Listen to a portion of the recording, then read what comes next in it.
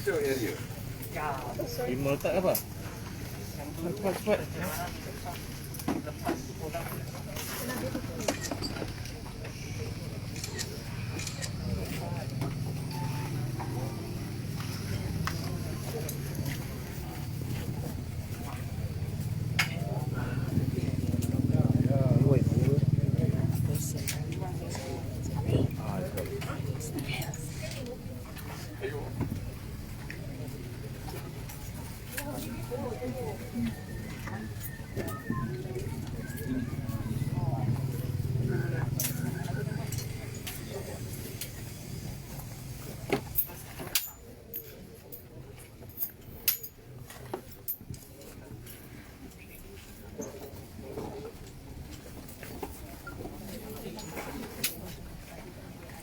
Selaftang semua. Halo. Hello.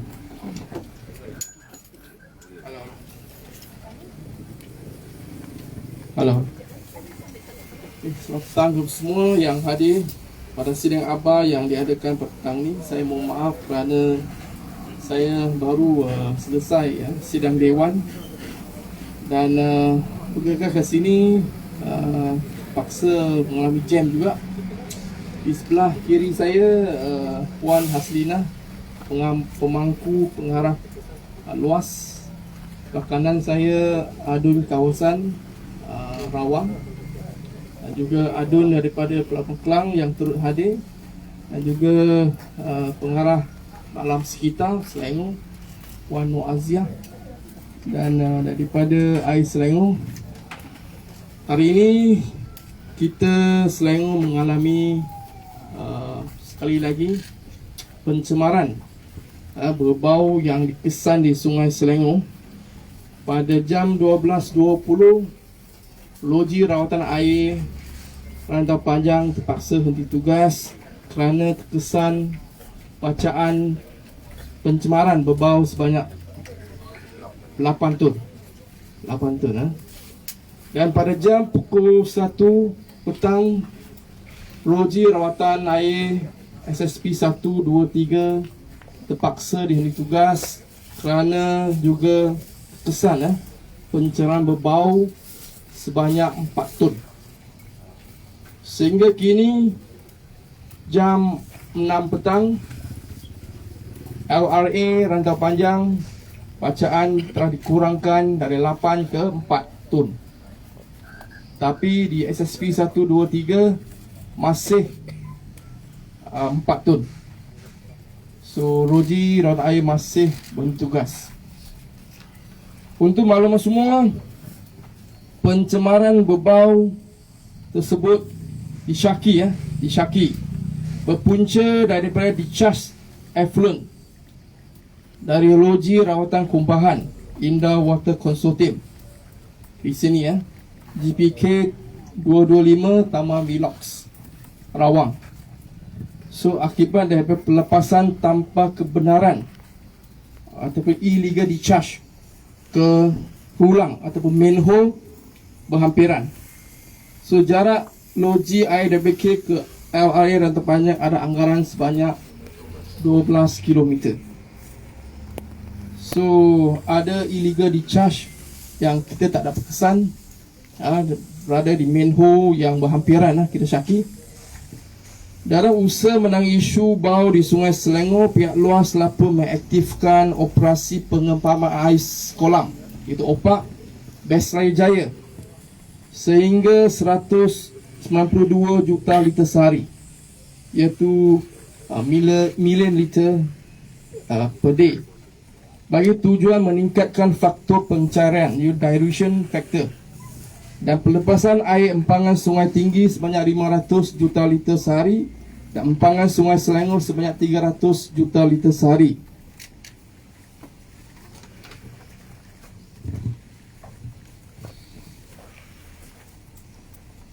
Serta menaikkan sumur river gate di Baras Besraya Jaya bagi tujuan flushing dan juga mencepatkan airan ke hilir sungai. So kita masih buat flushing supaya mencairkan bau ini ke jerutun. So kita nampak ada penambahan baik di rantau panjang dari 8 ke 4, dan soon akan berlaku di SSP 123 di mana kita jangka akan turun sehingga menjadi 2-1-0. So dijangka malam ni kita bacaan tun akan dikurangkan. Kita harap LA akan bertugas semula selepas malam ni, di mana kita bertemu lumus untuk mencairkan air yang tercemar ni. So itu saja. Kita memang merasa duka cita lah berlaku pencemaran yang berlaku di Selangor.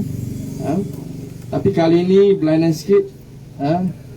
Ini bukan kali pertama berlaku di IWK. Ini juga berlaku di IWK di Batang Kali dan juga di Bukit Makota. Dan Bukit Makota berlaku 2 kali kan? 2 kali. So 4 kali lah. So kita berharap IWK dan juga kerajaan pusat membantu kita untuk mencari penyelesaian tentang masalah pembuangan sisa kimia ni ke Minho IWK. Kerana saya dimaklumi IWK tidak boleh memproses chemical. Dia hanya boleh proses kubahan daripada rumah-rumah. Kalau ada orang yang berniat untuk menuangkan chemical ni ke Minho, memang IWK tidak dapat menyelesaikan isu ni.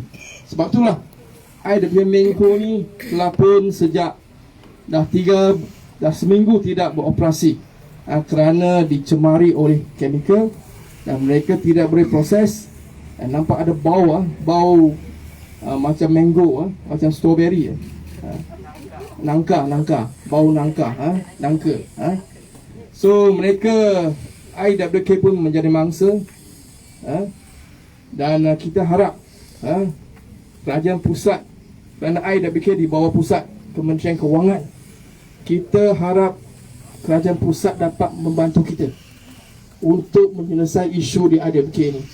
Kerana ini berlaku kali yang keempat. Sebelum tu berlaku di Sungai Gong kerana industri kilang. Ini berlaku kerana IWK. Dan kita disyaki dulu, saki saja. Ada lepasan di Minho sana. Kita masih menyelesaikan dari mana bahan kimia ni. Dan kita syaki ada orang yang tidak bertanggungjawab untuk membuangkan yang chemical ni ke Minho yang berdekatan. Selepas ni mengalir ke IWK. Itu saja. Ada pertanyaan? Bagi gangguan makanan air tidak berjadual berapa lama? Kita jangkakan kalau pulih malam ni, kalau loji dijalankan selepas Jirotun, loji tak boleh proses kalau masih dalam bacaan 1 ton pun. Kerana kita mengikut piawaian daripada KKM. So kalau loji raya turun ke Jirotun, kita akan memproses air segera. Dan start besok yang rumah yang berdekatan boleh dapat air. Kita ambil proses yang lama sikit. YB, pemantauan benda ni katakan seminggu telah bertutup dan sisa air ini turun berwarna merah dibuang di main pole berhampiran. So siasatan secara perinci di kawasan itu tertumpu di industri ini saja. Kita akan buat laporan polis lah. Sudah luas dengan air Selangor, sudah buat laporan polis. Dan kita harap polis siasat perkara ini dengan segera, kerana itu di luar bidang kuasa kita. So kita tak boleh masuk ke IWK untuk buat siasatan. So itu bukan IWK, bukan di bidang kuasa negeri. So kita harap polis boleh masuk untuk buat siasatan segera. Pemantauan sebentar tadi ada juga yang syarikat CIKS ini yang membuang bahan-bahan mereka ke pembentung begitu saja. Adakah penguasaan yang akan lebih ketat ke kawasan ini? Ya, kita harap IDWK boleh menguatkuasa untuk menjaga manhole mereka. Sebab ini merupakan harta mereka dan harap IDWK bertanggungjawab untuk menjaga aset mereka. Kita harap manhole ni boleh ditutupkan selama-lamanya ataupun ada kunci, special kunci yang bukan semua orang boleh akses masuk. Kalau ikut sekarang dia punya manhole, siapa-siapa boleh ambil keluar. So kita harap mereka ada satu perancangan pada masa akan datang untuk kunci manhole mereka. So hanya mereka ada kunci, orang luar tak ada. YB, so far pencemaran pencemaran ni sehingga berwarna merah ni adalah disebabkan sisa buangan industri lah maksudnya. Ya, sisa industri, yes. Boleh dikatakan ini sabotaj? Saya tak menafikan, sebab ini berlaku kerana semasa kita buat pemantauan 24 jam, pada pukul 2 pagi bacaan di sungai adalah 0 ton. Ini dilakukan dari luas. Pada pukul 4 pagi air pakar daripada air Selangor juga membuat testing juga 0 ton. Pada 7 pagi air Selangor buat test di Sungai Sembah. Kerana ini semua mengalir ke Sungai Sembah, 0 ton jugalah. So maknanya memang tak ada berlaku sebelum pukul 7. Dia berlaku di antara 7 hingga 10. 7 hingga 10.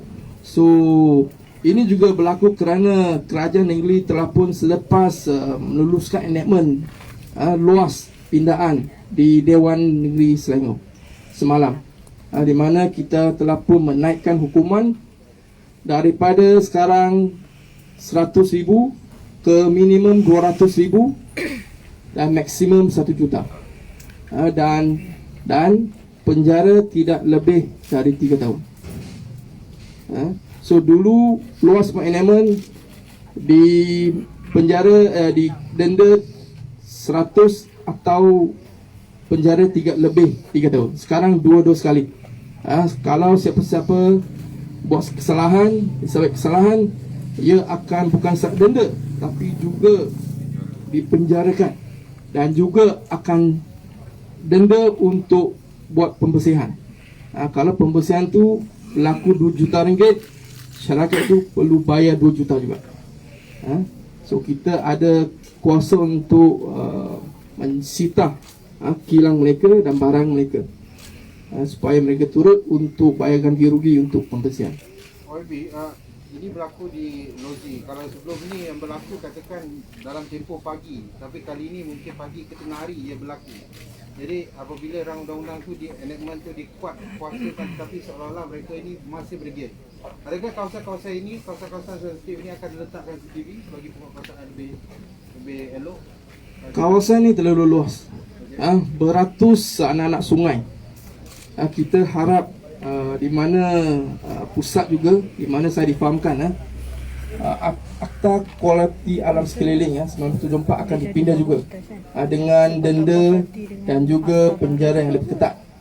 So kita harap sangat pusat dalam sidang parlimen akan datang untuk buat juga supaya untuk boleh menakutkan orang.